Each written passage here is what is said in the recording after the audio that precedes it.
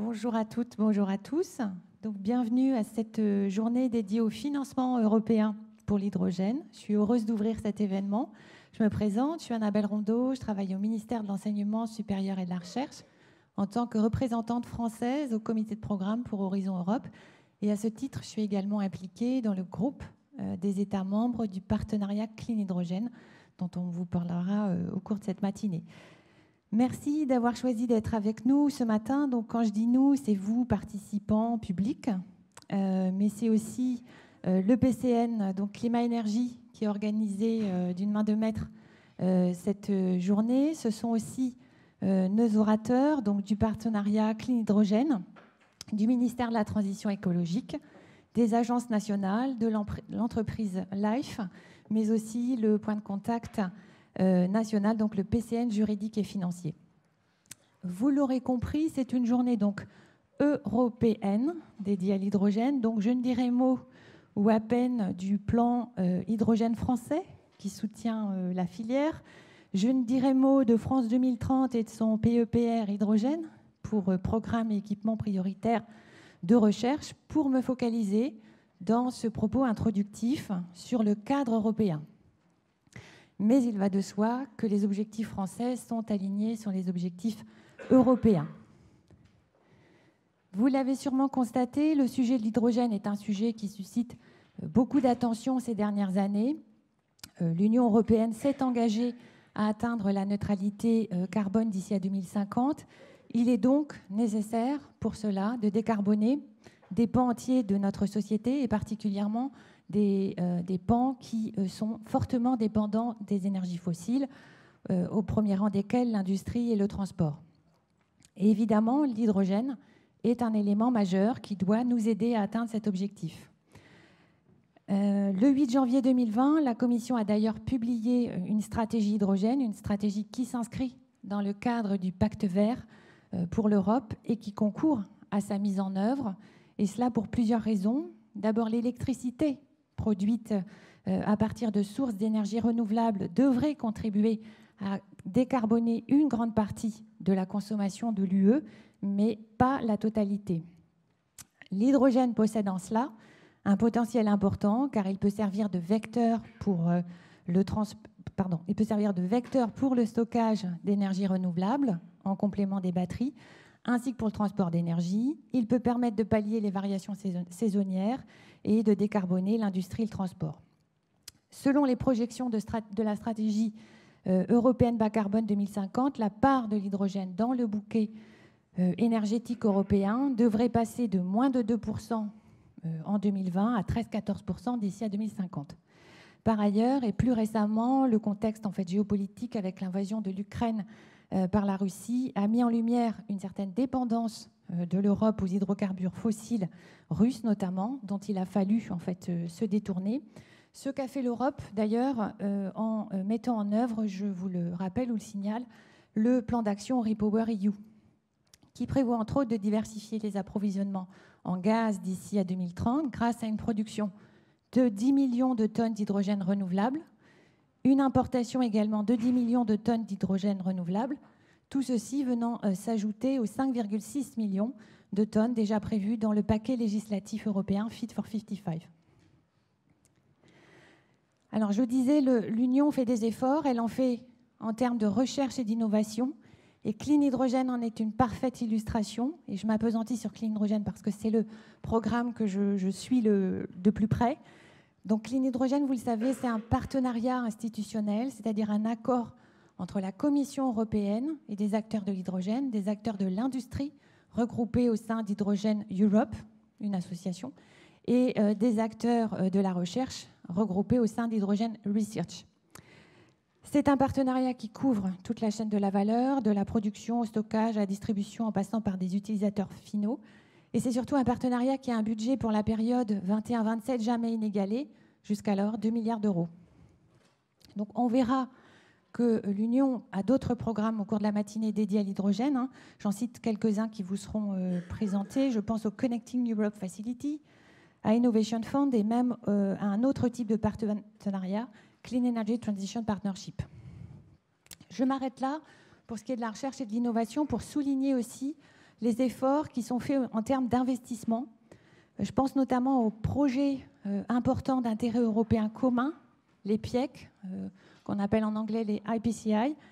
Ces PIEC, il y en a dans plusieurs domaines, dont un dans l'hydrogène. Ils ont été initiés en 2020.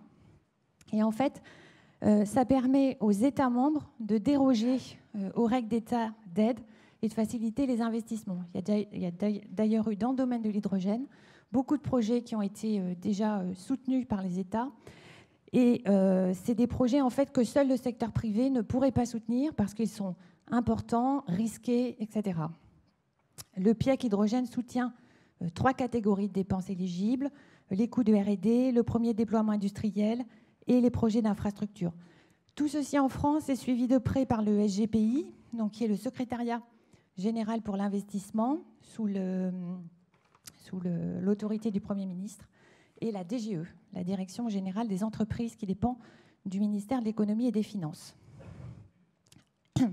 À noter également en 2020 la création de l'Alliance industrielle pour un hydrogène propre qui rassemble tous les acteurs de la chaîne de la valeur de l'hydrogène et qui permet à la production européenne, d'être compétitive à l'échelle mondiale.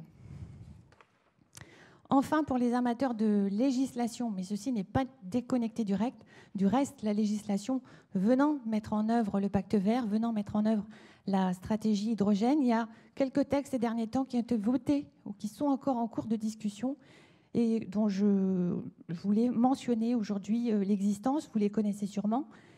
Il y a la directive RED III, la directive renouvelable, qui est une directive qui a été révisée et adoptée en fin d'année dernière, qui prévoit une hausse en fait, de la part des énergies renouvelables dans la consommation, finale, et celles-ci doivent atteindre 42,5% d'ici à 2030. Pourquoi ? Bien pour qu'il y ait une capacité suffisante en Europe pour produire de l'hydrogène.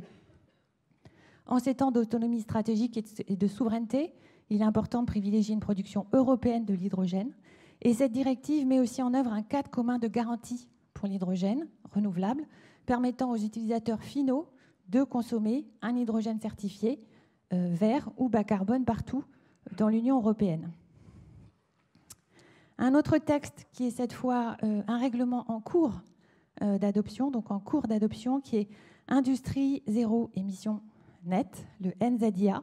C'est un règlement qui doit permettre d'accélérer la production européenne des énergies propres, dont les technologies relatives aux infrastructures de transport de l'hydrogène et des technologies relatives aux électrolyseurs et aux piles à combustible.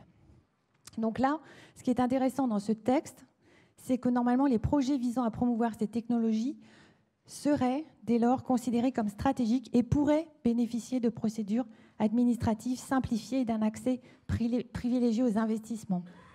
C'est dans ce texte d'ailleurs que l'on trouve une mention de la Banque européenne de l'hydrogène, qui est donc une nouvelle structure destinée là aussi à soutenir le développement de l'hydrogène vert et qui vise à lancer les premières enchères pour financer sur fonds de l'UE des projets de production. Donc on vous en dira 2 mots aussi de cette Banque européenne de l'hydrogène.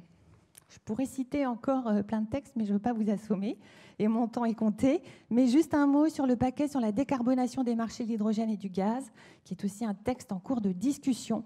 Mais c'est un texte qui crée notamment les conditions de réutilisation des infrastructures de gaz naturel pour l'hydrogène. Donc là aussi, important à suivre. Je ne peux clore ces propos introductifs sans souligner le rôle de la France dans la mise en œuvre de cette stratégie européenne, de son implication tant en termes de recherche, d'innovation que d'investissement. La France a, comme tous les États de l'UE, un rôle à jouer et elle le joue pleinement. J'en veux pour preuve sa place dans le programme Clean Hydrogène. Excusez-moi d'insister, mais c'est le périmètre sur lequel je travaille. En fait, sur les premiers appels qui ont été lancés, donc sur les appels 2022-2023, c'est déjà à peu près 433 millions d'euros qui ont été distribués. Et sur ces 433 millions d'euros distribués, la France en a capté 67 millions, ce qui fait qu'elle a capté 16% du budget. Comme ça ne va pas vous parler beaucoup, mais à titre de comparaison, sur le programme Horizon Europe Global, la France, en termes de part captée, est plutôt à 10-11%.